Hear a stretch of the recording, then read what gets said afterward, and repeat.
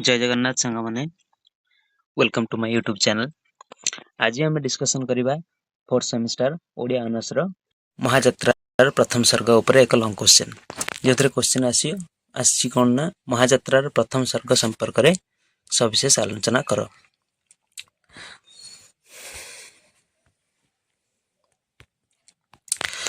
देखो महाजात्रार प्रथम सर्ग उपर जेकोसी क्वेश्चन आसिले भी यही आंसर टा लिखले चलो किसी आप चाहिए मार्क कहीं भी काटी पारे ना।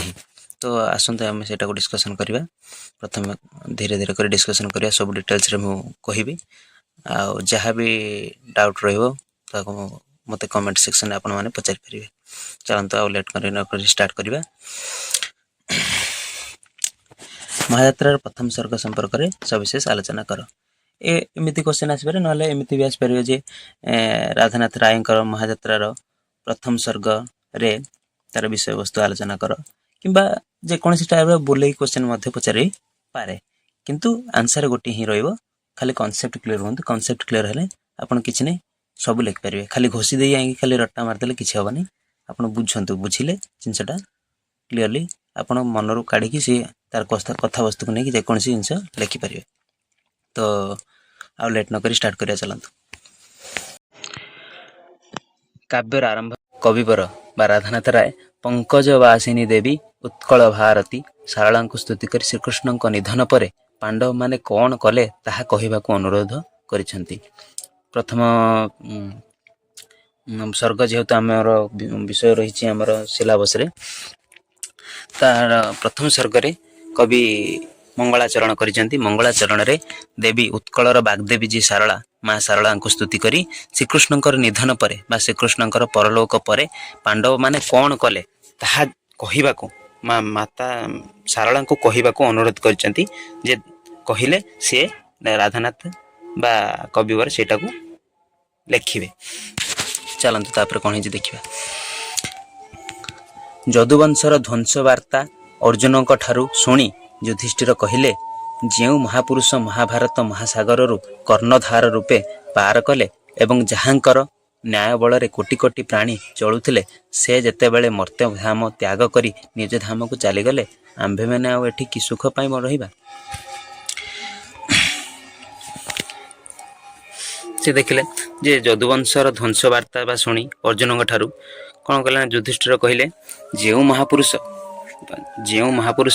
महाभारत महासागर महाभारत भली महासागर रु आमको कर्णधार रूपे पार कले आम सबू असुविधार आमको रक्षा करी जार न्याय बल कोटि कोटि प्राणी चलुथिले धरापृष्ठ से जेतेबेले मर्त्य धाम त्याग करी निज धाम तथा स्वर्ग धाम को चलीगले वैकुंठ धाम को चलीगले आंभे मैंने आउ एठी कि सुख पाई रहिबा।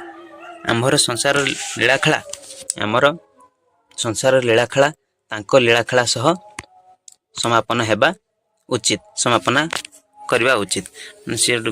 सी जेतु श्रीकृष्ण वार्ता शुणिले जे श्रीकृष्ण निधन हेबा कथा शुणिले एठू युधिष्ठिर मन रे वैराग्य भावना बा विषाद भावना जागृत होइछि। ए संसार रे मोह माया रे बांधी होई आमे वास्तवता भूली आयु क्षय कले। युधिष्ठिर कहते जे ए संसार महामाया संसार रूपक मोहमाया छंदी होई बांधी होई आमे वास्तवता को भूली माने जोटा प्रकृत सत्य ताहा को भूली आमे आयु क्षय कले बा निजर आयुष नष्ट कले। ए संसार सुखमय बोली जहाँ कह जायछि ताहा ठीक नुहे। ए संसारटा प्रकृति रे सुखमय बोली जहाँ कह जायछि किंतु प्रकृति रे ताहा सत्य नुहे। ए संसार रे प्रकृति रे चलीछि दुखर राजत्व। ए संसार रे प्रकृति रे चलीछि कौन ना दुखर राजत्व। कुरुक्षेत्र युद्ध रे दुर्योधन समेत पांडव कुल निश्चिन्न हो गले। कुरुक्षेत्र युद्ध रे ना दुर्योधन सहित पांडव मानकर मध्य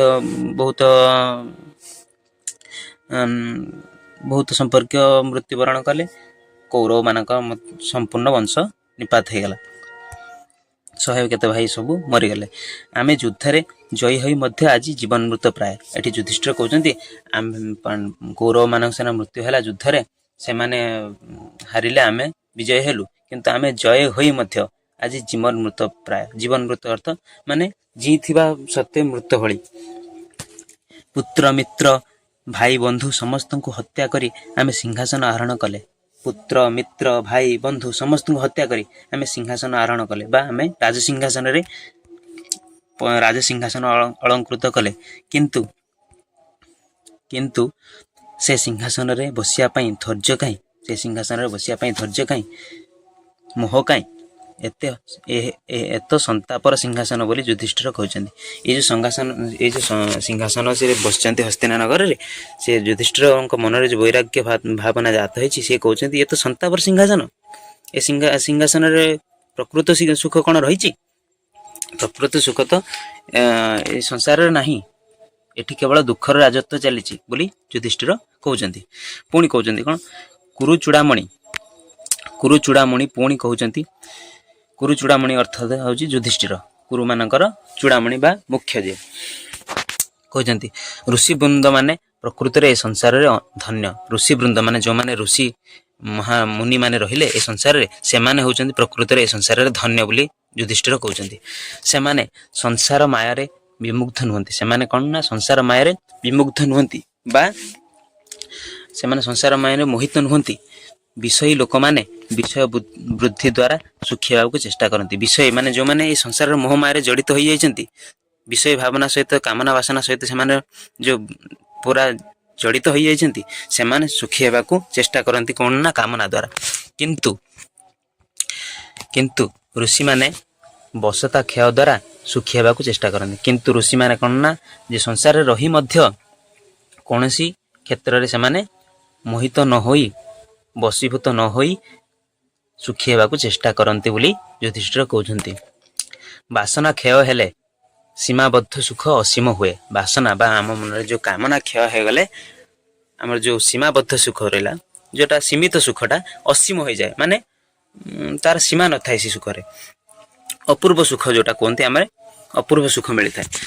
ସେହି ସୁଖର ସନ୍ଧାନରେ ବାହାରିବା ପାଇଁ ଯୁଧିଷ୍ଠିର ତାଙ୍କର ଭାଇ ଓ ଦ୍ରୌପଦୀଙ୍କୁ ବୁଝାଇଛନ୍ତି। ସେଇ ଯେଉଁ ଅପୂର୍ବ ସୁଖ ବା ଅସୀମ ସୁଖର ସନ୍ଧାନ ପାଇଁ ସେ ତାଙ୍କର ଯୁଧିଷ୍ଠିର କ'ଣ କହୁଛନ୍ତି ନା ପଞ୍ଚୁ ପାଣ୍ଡବ ତଥା ଯାଜ୍ଞସେନୀ ଯିଏ ଦ୍ରୌପଦୀ, ତାଙ୍କୁ କହିଛନ୍ତି ସେ ଅପୂର୍ବ ସୁଖର ସନ୍ଧାନରେ ଚାଲନ୍ତୁ, ଆମେ ବାହାରିବା ବୋଲି କହିଛନ୍ତି।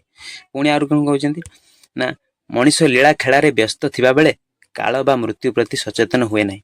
ମଣିଷ ଯେତେବେଳେ ଲୀଳା ଖେଳାରେ ବା ସୁଖରେ ଜୀବନଯାପନ ଏନ୍ଜୟ କରୁଥାଏ, ସେତେବେଳେ ସେ ମୃତ୍ୟୁ ପ୍ରତି ସଚେତନ ହୁଏ ନାହିଁ। ସେ ସତ ଜାଣି ମଧ୍ୟ ସେ ମୃତ୍ୟୁକୁ ଭୟ କରେ ନାହିଁ। ସେ ଭାବେ ଯେପରି ସେ ଅମର। ସେ ଯେତେବେଳେ ଅତ୍ୟଧିକ ଖୁସିରେ ଯେତେବେଳେ ଥାଏ ମନୁଷ୍ୟ, ସେ ସେତେବେଳେ ଭାବେ ଯେ ମୁଁ ଅମର ହେଇଯାଇଛି। ଧନଶୀଳ ଯେତେବେଳେ ଧନ ହେଇଥିବ, ଯେତେବେଳେ ଧନ ତା ପାଖରେ ପ୍ରଚୁର ଧନ ଥିବ, ସେତେବେଳେ ସେ ମୋହ ମାୟାରେ ଜଡ଼ିତ ହୋଇ ସଂସାରରେ ସେ ଭାବେ ମୁଁ ଅମର। କିନ୍ତୁ କାଳ କାହାରି ସୁବିଧା ଅସୁବିଧା, ସମୟ ଅସମୟ ପ୍ରତି ଦୃଷ୍ଟିପାତ କରେ ନାହିଁ। କିନ୍ତୁ ଆମେ ମଣିଷ ଯେତେ ଖୁସି ହେଲେ ମଧ୍ୟ କ'ଣ ହେବ? କାଳ ବା ମୃତ୍ୟୁ କାହାର ସମୟ ଅସମୟ, ସୁବିଧା ଅସୁବିଧା ପ୍ରତି ଦୃଷ୍ଟିପାତ ବା ଦେଖେ ନାହିଁ, ଦୃଷ୍ଟିପାତ କରେ ନାହିଁ। ନିଜର ସମୟ ବୁଝି ସେ ପ୍ରାଣୀମାନଙ୍କୁ କରେ କବଳିତ। ନିଜର ସମୟ ଅନୁସାରେ ଯାହାର ଦେଖିଲା କାଳ ବା ସମୟ ହୋଇଗଲା, ତାକୁ ସେ ନିଜ ପାଖକୁ ଟାଣି ନିଏ। ତେଣୁ ଏ ଜୀବ ନୁହେଁ ସ୍ଥିର, ସ୍ଥିରଟି ମରଣ। ଯୁଧିଷ୍ଠିର କହୁଛନ୍ତି ଏ ଜୀବ ସ୍ଥିର ନୁହେଁ। ସ୍ଥିର ହେଉଛି କ'ଣ ନା ମରଣ। ଜୀବ କେବେ ସ୍ଥିର ନୁହେଁ।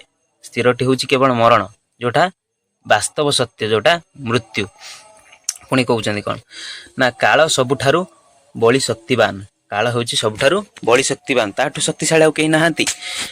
ମଣିଷର ମାଟି ଦେହ ଦିନେ ମାଟିରେ ମିଶିବ। ମଣିଷର ଯେଉଁ ପଞ୍ଚଭୂତରେ ଗଠିତ ଯେଉଁ ମାଟି ଦେହ, ଯେଉଁଟା ଆମେ କହୁଛନ୍ତି ପଞ୍ଚଭୂତରେ ଗଠିତ ମଣିଷର ଶରୀର, ତାହା ଦିନେ ମାଟିରେ ମିଶିବ, ଏହା ନିଶ୍ଚିତ ସତ୍ୟ। ସେ ଭ୍ରୂକ୍ଷେପ କରିବ ନାହିଁ। କିଏ? କାଳ ଭ୍ରୂକ୍ଷେପ କରିବ ନାହିଁ ଅର୍ଜୁନ ଧନୁର ଟଙ୍କାର ବା ଭୀମ ଗଦା ପ୍ରହାରକୁ। କାଳ ଏଠି ବୁଝିବ ନାହିଁ ଯେ ଧନୁର ଟଙ୍କାର, ଅର୍ଜୁନ ଧନୁର ଟଙ୍କାର, ଭୀମର ଗଦାର ପ୍ରହାରକୁ ସେ ଡରିବ ନାହିଁ। ଏସବୁକୁ ସେ ପାଚିଲା କଦଳୀ ପରି ଅନାୟାସରେ ଗ୍ରାସ କରିଦେବ। କାଳ ଏଇ ଯେଉଁ ଅର୍ଜୁନ ଧନୁର ଟଙ୍କାର, ଭୀମର ଗଦାର ପ୍ରହାରକୁ ପାଚିଲା କଦଳୀ ପରି ଅନାୟାସରେ ଗ୍ରାସ କରିଦେବ ବୋଲି କହିଛି। ଏହି ଯେଉଁ ଅସ୍ତ୍ର ତା ଆଗରେ କିଛି କାମ କରିବ ନାହିଁ। ସେ ସମସ୍ତଙ୍କୁ ଗଳାରେ ଲଗାଇଛି କାଳ ରଜ୍ଜୁ। ସମସ୍ତଙ୍କ ଗଳାରେ କ'ଣ ଲଗାଇଛି ନା କାଳ ରଜ୍ଜୁ ବା କାଳର ଫାଶ ଲଗାଇଛି। ରଜ୍ଜୁ ହେଲା ଦଉଡ଼ି ବା କାଳର ଦଉଡ଼ି ବା ଫାଶ ଲଗାଇଛି। କବିଙ୍କ ଭାଷାରେ କ'ଣ କବି କହିଛନ୍ତି ଦେଖିବା କାଳ ଫାଶ ଲଗେଇ ନା କି ରାଜା କି ପ୍ରଜା, କି ରାଜା କି ପ୍ରଜା, କିବା ବୀର କିବା ଭୀରୁ, ଗୁଣୀ ଗୁଣହୀନ ଅବା ସୁନ୍ଦର କୁତ୍ସିତ, ଧନିକ ନିର୍ଧନ ଅବା ପ୍ରବଳ ଦୁର୍ବଳ, ସେ ଗୁପତ ଫାଶୁ କେହି ନୁହନ୍ତି ମୁକତି। ଏଠି କ'ଣ କବି କହିଲେ ନା କି ରାଜା ହଉ କି ପ୍ରଜା ହଉ କିମ୍ବା ବୀର ହଉ କିମ୍ବା ଭୀରୁ ହଉ ବା କାପୁରୁଷ ହଉ କିମ୍ବା ଗୁଣୀ ହଉ ବା ଗୁଣବାନ ବ୍ୟକ୍ତି ହଉ ବା ଗୁଣହୀନ ବ୍ୟକ୍ତି ହଉ ଅବା ସୁନ୍ଦର ହଉ କିମ୍ବା ଅସୁନ୍ଦର ବା କୁତ୍ସିତ ହେଉ କିମ୍ବା ଧନଶୀଳ ବା ଧନିକ ବ୍ୟକ୍ତି ହଉ କିମ୍ବା ନିର୍ଧନ ବା ଗରିବ ବା ତାପରେ ଧନ ଟୋଟାଲ ନଥାଉ ଅବା ପ୍ରବଳ ହଉ ବା ବଳଶାଳୀ ହଉ କିମ୍ବା ଦୁର୍ବଳ ହଉ, ସେ ଗୁପତ ଫାଶୁ ବା ସେଇ ଗୁପ୍ତ ରୂପକ ଫାଶରୁ ଯେଉଁ କାଳ ଫାଶରୁ କେହି ମୁକ୍ତ ନୁହନ୍ତି। ସମସ୍ତେ ଦିନେ ନା ଦିନେ ସେଇ କାଳ ରୂପକ ଫାଶ ଦ୍ୱାରା କବଳିତ ହେବେ ବୋଲି କବି ଏଠାରେ କହୁଛନ୍ତି। ତାପରେ ଦେଖିବା କ'ଣ କହୁଛନ୍ତି ନା କୌଣସି ତାଲା ରୁଦ୍ଧ ଦ୍ୱାରା କାଳର ଗତି ବନ୍ଦ କରିପାରିବ ନାହିଁ। କୌଣସି ତାଲା ବା କୌଣସି ଆମେ ଯେଉଁ କୁହନ୍ତି ଯେଉଁ ଚାବି ତାଲା, ଯେଉଁଟା ଚାବି ତାଲା ଦ୍ୱାରା ଆମେ କୌଣସି ସେ ଯେଉଁ କାଳକୁ ଅଟକାଇ ପାରିବା ନାହିଁ। ତମେ ଚାବି ଦେଇକି ଯେଉଁଠି ବସିଲେ ବି ମଧ୍ୟ କାଳ ତାକୁ କବଳିତ କରିପାରିବ। ଉପରୋକ୍ତ ପଂକ୍ତିରେ କୁହାଯାଇଛି ସେ ରାଜା ପ୍ରଜା ବୀର ଭୀରୁ ଗୁଣୀ ଲୋକ ବା ଗୁଣହୀନ ସୁନ୍ଦର ଅସୁନ୍ଦର ଧନୀ ନିର୍ଧନ ବଳଶାଳୀ ବ୍ୟକ୍ତି କି ଦୁର୍ବଳ ବ୍ୟକ୍ତି ହୁଅନ୍ତୁ ନା କାହିଁକି ତାହାର ଗୁପ୍ତ ଫାଶରୁ କେହି ମୁକ୍ତ ନୁହନ୍ତି। ଏଇ କଥାଟା ଏଇଠି ଲେଖା ହେଇଛି, ମୁଁ ଯେଉଁଟା ଟିକେ ପୂର୍ବରୁ କହିଲି ଜଷ୍ଟ। ତାପରେ ଦେଖିବା କ'ଣ ହେଇଛି। ଆଉ ଗୋଟେ କଥା, ତମେ ତାଲା ଦେଇକି ତମେ ଘର ଭିତରେ ଚାବି ପକେଇକି ବସିଲେ ମଧ୍ୟ ସିନ୍ଧୁକ ଭିତରେ ଲୁଚିଲେ ମଧ୍ୟ କାଳ ତାକୁ ଅଦୃଶ୍ୟ କାଳ ସେ ତାର କାଳକୁ କବଳିତ କରିନବ ମନୁଷ୍ୟର। ତାପରେ କ'ଣ କହିଛନ୍ତି, ତେଣୁ ସେଥିପାଇଁ କହୁଛନ୍ତି ଯୁଧିଷ୍ଠିର, ତେଣୁ ଏହି କାଳ ତାଙ୍କୁ ଅର୍ଥାତ୍ ପାଣ୍ଡବମାନଙ୍କୁ ଖୋଜିବା ଆଗରୁ ସେମାନେ କାଳକୁ ଖୋଜିବା ପାଇଁ ଯୁଧିଷ୍ଠିର ତାଙ୍କ ସହୋଦର ବା ପାଣ୍ଡବମାନଙ୍କ ଯେଉଁ ଭାଇ ଯେଉଁ ଥିଲେ ତାଙ୍କ ସହୋଦର ଓ ଦ୍ରୌପଦୀଙ୍କୁ ଉପଦେଶ ଦେଇଛନ୍ତି। କହିଛନ୍ତି ଯେ ସେଇ କାଳ ଆମକୁ ଖୋଜିବା ଆଗରୁ ଚାଲ ଆମେ ତାକୁ ଖୋଜିବା। କହିଛନ୍ତି ଯୁଧିଷ୍ଠିର କହୁଛନ୍ତି କାହାକୁ ନା ତାଙ୍କର ପଞ୍ଚୁ ପାଣ୍ଡବ ଯେଉଁ ଅନ୍ୟାନ୍ୟ ସହୋଦର ଭାଇ ଆଉ ଦ୍ରୌପଦୀଙ୍କୁ ବା ଯାଜ୍ଞସେନୀଙ୍କୁ। ତାପରେ ସେମାନେ ହିମାଳୟ ଅଭିମୁଖେ ଯାତ୍ରା କରିବା ପାଇଁ ସ୍ଥିର କଲେ। ତାପରେ ସେମାନେ କ'ଣ କଲେ ନା ହିମାଳୟ ଅଭିମୁଖେ ହିମାଳୟ ଆଡ଼କୁ ଯାତ୍ରା କରିବା ପାଇଁ ସ୍ଥିର କଲେ। କୋଉମାନେ? ପାଣ୍ଡବମାନେ। ତାଙ୍କ ସହିତ ମଧ୍ୟ ଦ୍ରୌପଦୀ ମଧ୍ୟ ଯାଇଛନ୍ତି। ଏହାପରେ ଯୁଧିଷ୍ଠିର ହସ୍ତିନାର ରାଜସିଂହାସନରେ ଉତ୍ତରା ଅଭିମନ୍ୟୁଙ୍କ ପୁତ୍ର ଯିଏ ଅଭିମନ୍ୟୁ ଯିଏ ହେଉଛନ୍ତି ଅର୍ଜୁନଙ୍କ ପୁତ୍ର, ଯେଉଁ ଅଭିମନ୍ୟୁଙ୍କ ସ୍ତ୍ରୀ ହେଲେ ଉତ୍ତରା। ଏଇ ଯେଉଁ ଉତ୍ତରା ଅଭିମନ୍ୟୁଙ୍କର ପୁତ୍ର କିଏ ନା ପରୀକ୍ଷିତଙ୍କୁ ଅଭିଷେକ କରାଇଛନ୍ତି। ତାପରେ ଧୃତରାଷ୍ଟ୍ରଙ୍କ ପୁତ୍ର ଯୁଯୁତ୍ସୁଙ୍କୁ, ଯିଏକି ଧର୍ମର ପକ୍ଷ ନେଇ ପାଣ୍ଡବମାନଙ୍କ ସହ ରହିଥିଲା, ତାକୁ ପ୍ରତିନିଧି ରୂପେ ନିଯୁକ୍ତି କରିଛନ୍ତି। କିଏ ନା ଯୁଧିଷ୍ଠିର କ'ଣ କରିଛନ୍ତି ନା ଉତ୍ତରା ଅଭିମନ୍ୟୁଙ୍କ ପୁତ୍ରଙ୍କୁ ପ୍ରଥମେ ପରୀକ୍ଷିତ ତାଙ୍କୁ ରାଜ୍ୟ ଅଭିଷେକ କରି ମାନେ ତାଙ୍କର ସିଂହାସନରେ ବସାଇଛନ୍ତି ଏବଂ ଧୃତରାଷ୍ଟ୍ରଙ୍କ ପୁତ୍ର ଯିଏ ଯୁଯୁତ୍ସୁ ତାଙ୍କୁ ତାର ପ୍ରତିନିଧିତ୍ୱ କରିବା ପାଇଁ ରାଜକାର୍ଯ୍ୟର ଯେଉଁ ରିପ୍ରେଜେଣ୍ଟେଟିଭ୍ ଯେଉଁ ରଖିଛନ୍ତି, ମାନେ କାର୍ଯ୍ୟ କରିବା ପାଇଁ ପ୍ରତିନିଧିତ୍ୱ ରଖିଛନ୍ତି ଯୁଯୁତ୍ସୁକୁ। ଯେହେତୁ ଛୋଟ ପିଲା ନା, ସବୁ ରାଜକାର୍ଯ୍ୟ ଏକା ନିଜେ ସମ୍ଭାଳି ପାରିବନି, ସେଥିପାଇଁ ସେ ରଖିଛନ୍ତି କାହାକୁ ନା ପାଣ୍ଡବମାନେ କାହାକୁ ରଖିଲେ ନା ବା ଯୁଧିଷ୍ଠିର କାହାକୁ ରଖିଲେ? ଯୁଯୁତ୍ସୁକୁ ରଖିଛନ୍ତି ତାର ରାଜକାର୍ଯ୍ୟ ସମ୍ଭାଳିବା ପାଇଁ। ଏହାପରେ ଯୁଧିଷ୍ଠିର ନିଜ ମାତୃ କୂଳ ମାନେ ମାମୁଁ କୂଳକୁ ଯୋଉଟା କୁହନ୍ତି, ମାତୃ କୂଳକୁ ଶ୍ରାଦ୍ଧ ପ୍ରଦାନ କରିଛନ୍ତି। ବ୍ୟାସ, ଭରଦ୍ୱାଜ, ଯାଜ୍ଞବଲ୍କ୍ୟ, ନାରଦ ଓ ଶୁକଦେବ ଆଦି ଋଷିମାନଙ୍କୁ ଦାନ କର୍ମ କରି ପରୀକ୍ଷିତଙ୍କ ପାଇଁ ଆଶିଷ ଭିକ୍ଷା କରିଛନ୍ତି। ଏହାପରେ କରିଛନ୍ତି ମାତୃ କୂଳକୁ ଯେଉଁ ଶ୍ରାଦ୍ଧ ପ୍ରଦାନ କରିସାରିଲା ପରେ ବିଭିନ୍ନ ମୁନି ଋଷିମାନଙ୍କୁ ନା ଦାନ କର୍ମ କରି ପରୀକ୍ଷିତଙ୍କର ଆଶିଷ ଭିକ୍ଷା କରିଛନ୍ତି କିଏ? ଯୁଧିଷ୍ଠିର। ଏହାପରେ କୁଳଗୁରୁ କୃପାଚାର୍ଯ୍ୟଙ୍କୁ ଅନୁରୋଧ କରିଛନ୍ତି ପରୀକ୍ଷିତଙ୍କୁ ଅସ୍ତ୍ର ଶିକ୍ଷା ଦେବା ପାଇଁ। ତାପରେ ଶେଷରେ ଯୁଧିଷ୍ଠିର ସେନାପତି ଦଳକୁ କହିଛନ୍ତି, କୃପାଗୁରୁ ଯିଏ ଥିଲା ତାଙ୍କର କୁଳଗୁରୁ ଥିଲେ କୃପାଚାର୍ଯ୍ୟ, ଯିଏ ଅସ୍ତ୍ର ଶିକ୍ଷା ଦେଉଥିଲେ, ତାଙ୍କୁ ମଧ୍ୟ ଅନୁରୋଧ କରି କହିଛନ୍ତି ଯେ ପରୀକ୍ଷିତ ବଡ଼ ହେଇଗଲା ପରେ ତାକୁ ତମେ ଅସ୍ତ୍ର ଶିକ୍ଷା କରିବ ବା ଅସ୍ତ୍ର ଶିକ୍ଷା ଯେଉଁଟା ତାକୁ ଦେବ। ତାପରେ ସେନାପତି ମାନଙ୍କୁ ଯୁଧିଷ୍ଠିର କହିଛନ୍ତି ଯେ କ'ଣ କହିଛନ୍ତି ନା ରଖିବ ଶିଶୁକୁ ନିଜ ଦେହ ଆବରଣେ ନେତ୍ରେ ନେତ୍ର ପତ୍ର ଯଥା ପ୍ରମାଦେ ସଙ୍କଟେ। ଏଠାରେ କବି କହିଛନ୍ତି, କବିଙ୍କ ଭାଷାରେ କ'ଣ ନା ରଖିବ ଶିଶୁକୁ, ସେ ଯେହେତୁ ପରୀକ୍ଷିତ ଶିଶୁ ନା, ସେ ତ ବଡ଼ ହେଇନାହାନ୍ତି ନା, ରଖିବ ଶିଶୁକୁ ନିଜ ଦେହ ଆବରଣେ। ନା ସେନାପତି ମାନଙ୍କୁ କହିଲେ ଯେ ଶିଶୁକୁ ବା ପରୀକ୍ଷିତଙ୍କୁ ତମେ କିପରି ରଖିବ ନା ନିଜ ଦେହ ଆବରଣରେ ରଖିବ। ଦେହ ଆବରଣରେ ପୁଣି କିପରି ରଖିବ ନା ନେତ୍ରେ ନେତ୍ର ପତ୍ର ଯଥା, ମାନେ ନେତ୍ରେ ମାନେ ଆଖିରେ ଆଖି ପତା ଯେମିତି ରହିଛି, କୌଣସି ଧୂଳି କିମ୍ବା କୌଣସି ପୋକ ଆସିବା, କୌଣସି ଆକସ୍ମିକ ଅସୁବିଧା ଆସିବା ପୂର୍ବରୁ ହଠାତ୍ କାରଣ ଆମର ଆଖି ପତା ବନ୍ଦ ହେଇଯାଏ, ସେଇଭଳି ତମେ କୌଣସି ସଙ୍କଟ ଆସିବା ପୂର୍ବରୁ ତମେ ଯେମିତି ଆଖି ପତା ଯେମିତି ଆଖିକୁ ରକ୍ଷା କରେ, ଠିକ୍ ସେମିତି ତମେ ସେଇ ପରୀକ୍ଷିତଙ୍କୁ ରକ୍ଷା କରିବ ବୋଲି ଯୁଧିଷ୍ଠିର କହୁଛନ୍ତି। ଏହାପରେ ଯୁଧିଷ୍ଠିର ଆଦି ପାଣ୍ଡବମାନଙ୍କର ହିମାଳୟ ଯାତ୍ରା ବାର୍ତ୍ତା ରାଜ୍ୟର ଚତୁର୍ଦିଗରେ ପ୍ରକଟିତ ହୋଇଗଲା। ତାପରେ ହସ୍ତିନାର ଚତୁଃପାର୍ଶ୍ୱରେ ପ୍ରକଟିତ ହୋଇଗଲା ଯେ ପାଣ୍ଡବମାନେ ହସ୍ତିନାପୁର ତ୍ୟାଗ କରି ସେମାନେ ମହାଯାତ୍ରା ପାଇଁ ବା ମହାପ୍ରସ୍ଥାନ ପାଇଁ ଅଗ୍ରସର ହେବେ ବୋଲି ସବୁ ଚାରିଆଡ଼େ ଚତୁର୍ଦିଗ ପ୍ରକଟିତ ହୋଇଗଲା। ତୁଣ୍ଡବାୟିତ ସହସ୍ର କୋଶ ଆମେ ଜାଣିଛନ୍ତି, କାରଣ ପାଟିରୁ କଥା ଯାଇକି କେତେ ଆଡ଼େ ପ୍ରକଟିତ ହୋଇଗଲା। ରାଜ୍ୟରେ ଖେଳିଗଲା ବିଷାଦର ଛାୟା। ଯେହେତୁ ସେ ଧର୍ମରାଜା ଯୁଧିଷ୍ଠିର ଥିଲେ, ଜଣେ ମହାନ ରାଜା ଥିଲେ, ଚାରିଆଡ଼େ ରାଜ୍ୟରେ ତାଙ୍କର ଯେଉଁ ହସ୍ତିନାପୁର ନଗରୀରେ ପାଖ ରାଜ୍ୟରେ ମଧ୍ୟ ବିଷାଦର ଛାୟା ଖେଳିଗଲା। ସାରା ହସ୍ତିନାପୁର ଶୋକର ଛାୟା ଖେଳିଯାଇଛି। ଏହି ଯେଉଁ ଶୋକର ସେଇ ସମୟର ସେ ଯେଉଁ ଘଟଣାଟିକୁ କବି କିପରି ବର୍ଣ୍ଣନା କରୁଛନ୍ତି ଆସନ୍ତୁ ଦେଖିବା। ନା ଦିଶିଲା ଅନାଥ ପ୍ରାୟ ହସ୍ତିନା ନଗରୀ, ବିକଳ ଯେସନେ ରାହୁଗ୍ରସ୍ତ ଶଶିକଳା, ଚୌଦିକେ ଉଠିଲା ମହାଶୋକର ଚହଳ। ଅର୍ଥାତ୍ ମାନେ ହସ୍ତିନା ନଗରୀ କ'ଣ ହୋଇଛି ନା ପୁରା ଅନାଥ ଭଳି ଦେଖିଲା, ଅନାଥ ପରି ଦିଶିଲା। ଯେହେତୁ ହସ୍ତିନାନଗର ନାଥ ଯିଏ ଥିଲେ ଯୁଧିଷ୍ଠିର ଏବଂ ପଞ୍ଚୁପାଣ୍ଡବ ଭାଇମାନେ ଥିଲେ, ସେମାନେ ତ ଯେହେତୁ ହସ୍ତିନା ନଗରୀ ପରିତ୍ୟାଗ କରି ମହାପ୍ରସ୍ଥାନ ପାଇଁ ଯାତ୍ରା ଅଭିମୁଖେ ଅଗ୍ରସର ହୋଇଛନ୍ତି, ସେ ଯେହେତୁ ପଳେଇ ଯାଉଛନ୍ତି, ସେ ଯେଉଁ ହସ୍ତିନା ନଗର ନାଥ ଥିଲେ ସେମାନେ ସବୁ ଅନାଥ ପ୍ରାୟ ଦିଶିଲା ନା, ହସ୍ତିନା ନଗର ପୁରା ଅନାଥ ଭଳି ଲାଗିଲା। ବିକଳ ଯେସନେ ରାହୁଗ୍ରସ୍ତ ଶଶିକଳା, ଯେପରି ସତେ ଶଶିକଳା ମାନେ ଯେହେତୁ ଚନ୍ଦ୍ରକୁ ସତେକି ଯେମିତି ରାହୁ ଗିଳି ଦେଇଛି, ସେମିତି ଅନ୍ଧାର ଯେମିତି ରାହୁ ଗିଳି ଦେଲା ପରେ ଯେମିତି ଅନ୍ଧାର ଚାରିଆଡ଼େ ଘଟିଯାଏ, ଠିକ୍ ସେହିପରି ହସ୍ତିନା ନଗରରେ ଅନ୍ଧାର ଖେଳି ଯାଇଛି ଶୋକର ଛାୟାରେ। ଚୌଦିକେ ଉଠିଲା ମହାଶୋକର ଚହଳ, ଚାରି ଦିଗରେ ଚତୁଃପାର୍ଶ୍ୱରେ ହସ୍ତିନା ନଗରୀର ଚତୁଃପାର୍ଶ୍ୱରେ କ'ଣ ହେଇଛି ନା ଶୋକର ଛାୟା ଚହଳି ଯାଇଛି। ତାପରେ ଏହାର ଶେଷ ଭାଗରେ କ'ଣ ଲେଖିଛନ୍ତି ଦେଖିବା। ନା ଏହିଭଳି ଏକ ବିଷାଦମୟ ପରିବେଶକୁ ପଛରେ ପକାଇ ଦୃଢ଼ତାର ସହ ମହାଯାତ୍ରାର ପଥରେ ଅଗ୍ରସର ହେଲେ ପାଣ୍ଡବମାନେ। ସ୍ନେହାବଶ ହୋଇ କୁକୁରଟିଏ ମଧ୍ୟ ତାଙ୍କ ପଛରେ ଚାଲିଥିଲା। ଏହାପରେ ଅର୍ଜୁନଙ୍କ ଦୁଇ ପତ୍ନୀ ଯଥା ନାଗକନ୍ୟା ଓ ଉଲୁପି, ଅର୍ଜୁନଙ୍କର ଦୁଇଟି ପତ୍ନୀ ଥିଲେ ନାଗକନ୍ୟା ଓ ଉଲୁପି, ଓ ମଣିପୁରର ରାଜଜେମା। ନାଗକନ୍ୟା ଯେ ଥିଲେ ଉଲୁପି ଆଉ ମଣିପୁରର ରାଜଜେମା ଥିଲେ ଯେ ଚିତ୍ରାଙ୍ଗଦା, ନିଜ ନିଜ ପିତାପୁରକୁ ଫେରି ଯାଇଛନ୍ତି। ଏ ତ ଗଲା ତାଙ୍କ ବିଷୟବସ୍ତୁ। ଏହାର ଚାଲନ୍ତୁ ଇଣ୍ଟ୍ରୋଡକ୍ସନଟା କନକ୍ଲୁଜନଟା ଦେଖିଦେବା। ଏହାର ଉପସଂହାର ବା କନକ୍ଲୁଜନରେ ଆମେ ଲେଖିପାରିବା, ମହାଯାତ୍ରାର ପ୍ରଥମ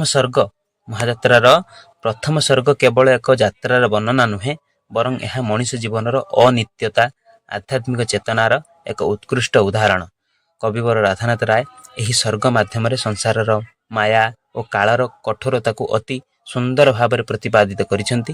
ମହାଯାତ୍ରାର ପ୍ରଥମ ସ୍ୱର୍ଗ ମୁଖ୍ୟତଃ ପାର୍ଥିବ ସୁଖର ଅନିତ୍ୟତା, ପାର୍ଥିବ ସୁଖର ବା ଯେଉଁଟା ମୋହମାୟା, ଯେଉଁଟା ସୁଖ, ଯେଉଁଟା ପାର୍ଥିବ ସୁଖ, ମୋହମାୟାରେ ଯେଉଁ ସୁଖ, ମୋହମାୟା ଦ୍ୱାରା ଯେଉଁଟା ସଂସାର ସୁଖର ଯେଉଁଟା ତାର ଅନିତ୍ୟତା ବା ତାର ନିତ୍ୟତା ନୁହେଁ ଏବଂ ମୃତ୍ୟୁର ଅନିବାର୍ଯ୍ୟତାକୁ ଦର୍ଶାଏ। ମାନେ ମୃତ୍ୟୁ ଯେଉଁଠି ସୁନିଶ୍ଚିତ, ଯେଉଁଟା ମୃତ୍ୟୁ ସତ୍ୟ, ଯେଉଁଟା ସେଇଟାକୁ ସେଇ କଥାଟା ଏଇ ମହାଯାତ୍ରାର ପ୍ରଥମ ସ୍ୱର୍ଗରେ କବି ଉପସ୍ଥାପନ କରିଛନ୍ତି।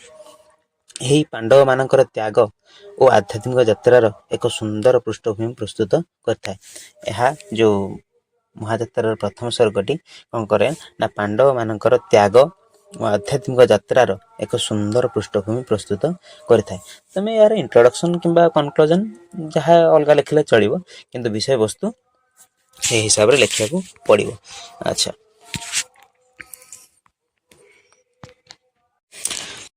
ଆଶା କରିବି ଲଙ୍ଗ୍ କ୍ୱେଶ୍ଚନ୍ରେ ଆପଣଙ୍କୁ ଭଲ ଲାଗିବ। ଏହା ମୋର ପ୍ରଥମ କ୍ଲାସ୍। ଯେହେତୁ ଏଥିରେ କୌଣସି ବହୁତ ଭୁଲ ରହିଥିବ ମୁଁ ଜାଣିଛି, କିନ୍ତୁ ଦୟାକରି ଯାହା ବି ଭୁଲ ରହିଥିବ ମୋତେ ଟିକେ କମେଣ୍ଟ ବକ୍ସରେ ଜଣାଇବେ ଏବଂ ଯାହା ଜାଣିବା ପାଇଁ ଚାହିଁଥିବେ ମୋତେ ଟିକେ କମେଣ୍ଟ ବକ୍ସରେ ଜଣାଇବେ। ଦରକାର ପଡ଼ିଲେ PDF ଟି ମଧ୍ୟ ମୁଁ ଆପଣଙ୍କୁ ପ୍ରୋଭାଇଡ଼ କରିଦେବି କମେଣ୍ଟ ବକ୍ସରେ ଜଣାଇଲେ। ଏବଂ ଏହାପରେ କ'ଣ କେଉଁ ଟପିକ୍ ଉପରେ କ'ଣ ଲଙ୍ଗ୍ କ୍ୱେଶ୍ଚନ୍ ଆଣିବି ସେଇଟା ବି ଆପଣ କହିବେ, ଯଦି ମୁଁ ଇଏ କରିବି। ଆଉ ଯଦି କିଛି ମିଷ୍ଟେକ୍ ହେଇଥିବ ଦୟାକରି କ୍ଷମା କରିଦେବ, କାରଣ ଯେହେତୁ ମୋର ଫାଷ୍ଟ କ୍ଲାସ୍ ଏଇଟା, ଆଉ ମୁଁ ଫାଷ୍ଟ ଟାଇମ୍ ଡେଭି କରୁଛି, ଏଇଟା ୟୁଟ୍ୟୁବରେ କ୍ଲାସ୍ କରୁଛି। ଆଉ ଜୟ ଜଗନ୍ନାଥ। ଆଉ ଏତିକି, ଏଇଠି ଆମେ କ୍ଲାସ୍ଟିକୁ ରଖିବା।